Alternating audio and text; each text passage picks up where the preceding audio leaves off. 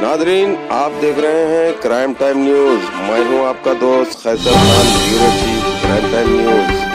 हर तरह की खबर से जुड़े रहने के लिए हमारे चैनल को लाइक करें, सब्सक्राइब करें और देखते रहिए क्राइम टाइम न्यूज।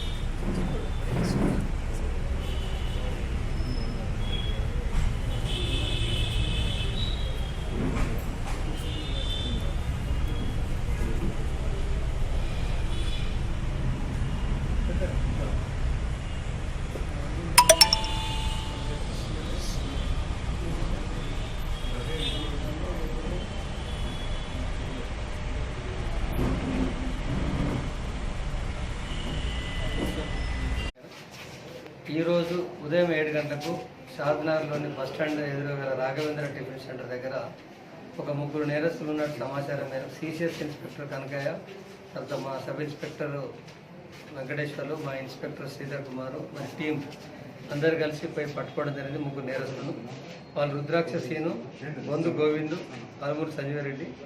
వీళ్ళు ముగ్గురు కూడా ఈ నేరస్తులు గతంలో తిరుపతిలో దొంగతనాలు చేసి జైల్లో పరిచయం అయ్యారు. ఇది సంజీవరెడ్డి అండ్ సీను, గోవిందు, సీను అనేవాళ్ళు తిరుపతి జైల్లో పరిచయం అయిన తర్వాత ఈ సంజీవరెడ్డి అనేది వీళ్ళకి ఒక వెహికల్ ప్రొవైడ్ చేస్తారు. ఈ ముగ్గురు కలిసి కారులో వచ్చి గత నెలలో 3 నేరాలు సాధన టౌన్లో చేయడం జరిగింది. ఇందులో సుమారుగా ఒక 18 తులాల గోల్డ్ పోయింది.